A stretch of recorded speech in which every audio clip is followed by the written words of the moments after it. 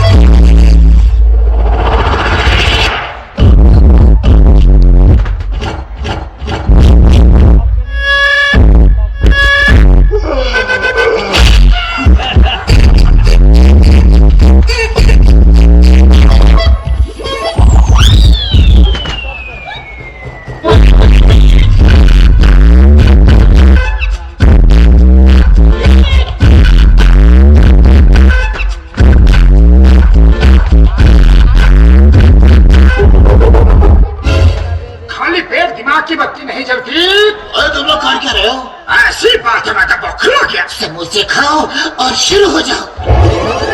होश उड़ा देता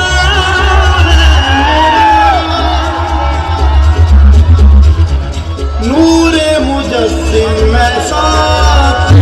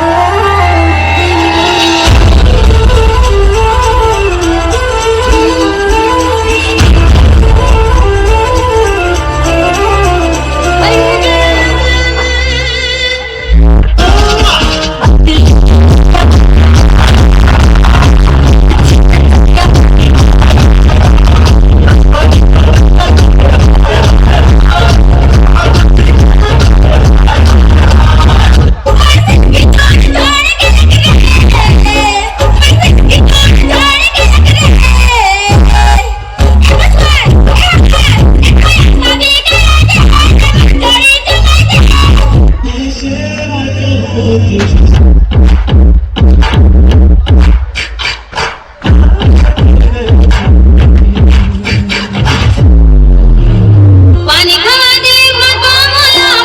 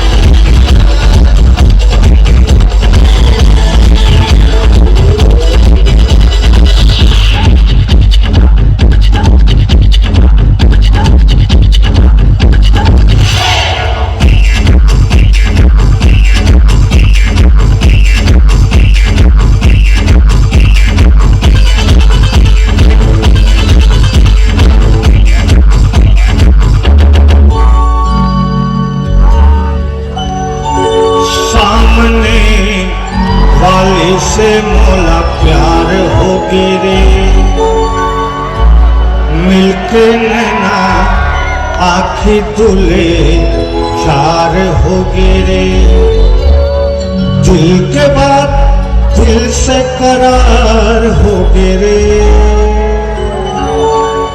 सामने वाले से मुलाकात प्यार हो गिरे।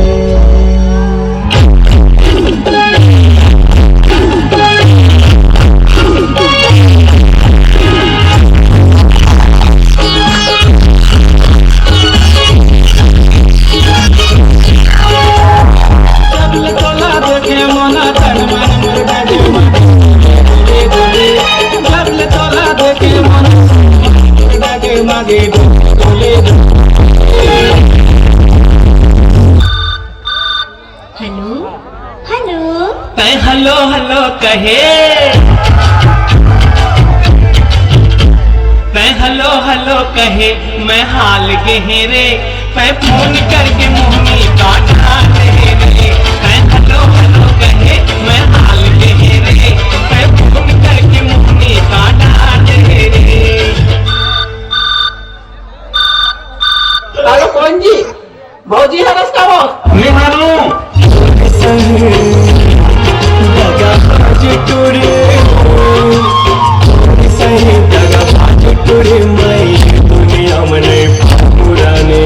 नहीं गाँव जाओ यहाँ।